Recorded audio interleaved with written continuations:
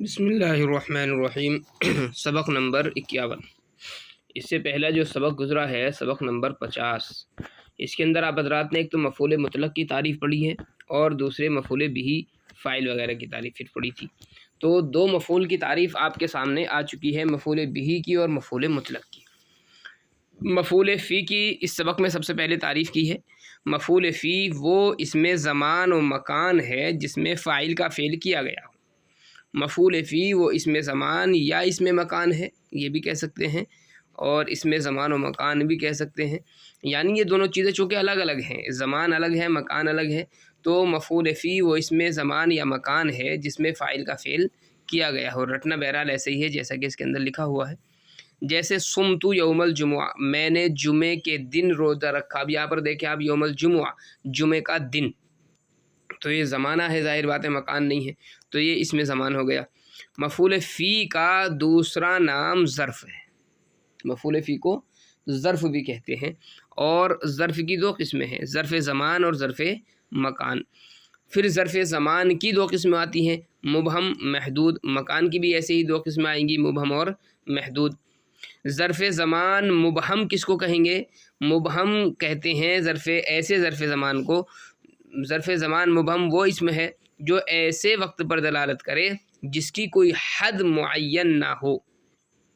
کوئی اگر ایسا وقت ہے، کوئی ایسا لفظ ہے جو وقت پر دلالت تو کر رہا ہے لیکن ایسے وقت پر دلالت کر رہا ہے جس کی کوئی حد متعین نہیں ہے، جیسے حین، حین کے معنی وقت، کتنا وقت ہے، 1 دن 2 دن 20 دن 30 دن، مہینہ 2 مہینہ، کوئی متعین نہیں ہے، تو یہ ظرف زمان مبہم ہو گیا۔ ظرف زمان محدود وہ اسم ہے جو ایسے وقت پر دلالت کرے جس کی کوئی حد معین ہو، جیسے لیل، رات۔ اب ظاہر ہے رات یہ وقت پر دلالت کرتا ہے لیکن ایسے وقت پر دلالت کرتا ہے جس کی حد متعین ہوتی ہے۔ رات کا جو وقت ہوتا ہے وہ بالکل متعین ہوتا ہے، کبھی 11 گھنٹے، کبھی 12 گھنٹے، کبھی 13 گھنٹے، موسم کے لحاظ سے تبدیلی اگرچہ اوپر نیچے ہوتی رہتی ہے اس کے اندر، لیکن بہرحال وقت اس کا بالکل متعین ہوتا ہے، چونکہ سورج کے غروبنے کا وقت وہ بھی متعین ہے، طلوع کا وقت وہ بھی متعین ہے، اس کے درمیان کا جو وقت ہوگا ظاہر ہے کہ وہ رات کا وقت کہلائے گا۔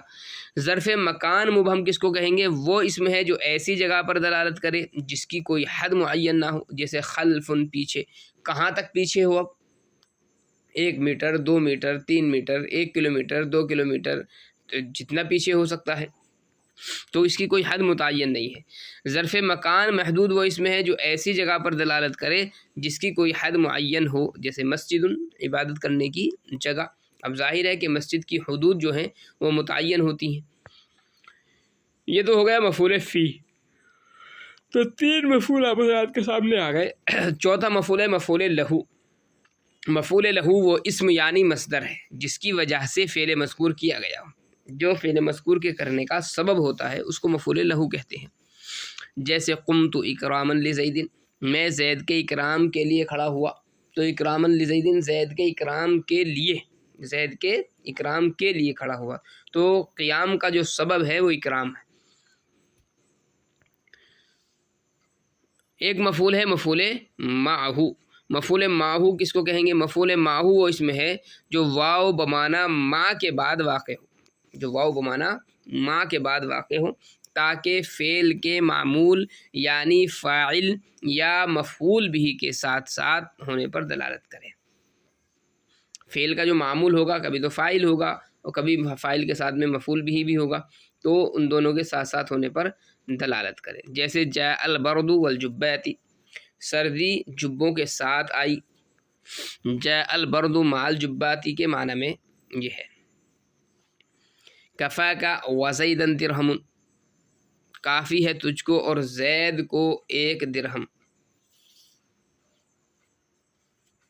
یہ کفاکا مع زیدن درہم کے معنی میں ہے، جو یہاں پر یہ مفعول معہو ہو گیا۔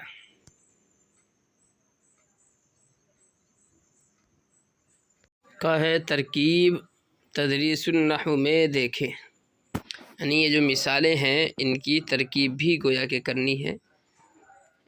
دیکھ لیں ہم شروع سے جو مثالیں انہوں نے بیان کی ہے کہاں سے ہیں۔ مفعول فی کی سب سے پہلے مثال دی ہے، سمتو یوم الجمعاتی، یہ مفعول فی ہے، تو سمتو یوم الجمعاتی کی جو ترکیب کریں گے ہم، صام فعل، تا ضمیر مرفوع متصل فاعل، یوم مضاف، الجمعاتی مضاف الیہ، مضاف مضاف الیہ سے مل کر کے مفعول فی، فعل اپنے فاعل اور مفعول فی سے مل کر جملہ فعلیہ خبریہ ہوا۔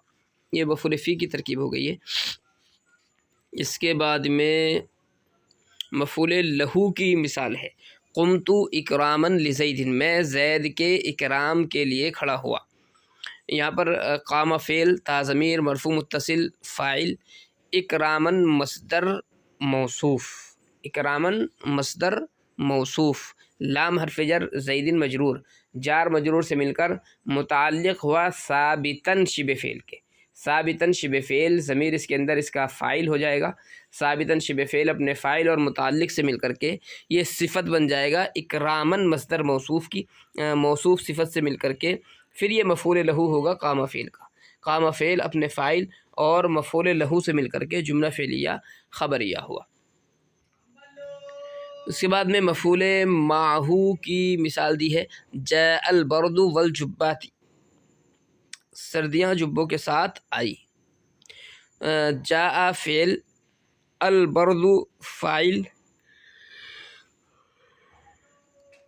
واو بمعنی مع، الجباتی مفعول معہو، جاء فعل اپنے فاعل اور مفعول معہو سے مل کر جملہ فعلیہ خبریہ ہوا۔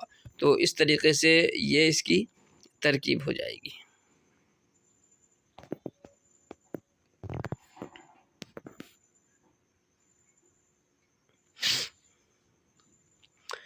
اچھا، ایک یہ مثال اور دی ہے انہوں نے، کفاکا وزیدن درہم، کافی ہے تجھ کو اور زید کو ایک درہم۔ یہاں پر دیکھیں کفا فعل ہے اور درہم جو ہے یہ فاعل ہے، کاف مفعول اول ہے، واو بمعنی مع، زیدن مفعول معہو، کفا فعل اپنے فاعل دونوں مفعولوں سے مل کر کے جملہ فعلیہ خبریہ ہو جائے گا۔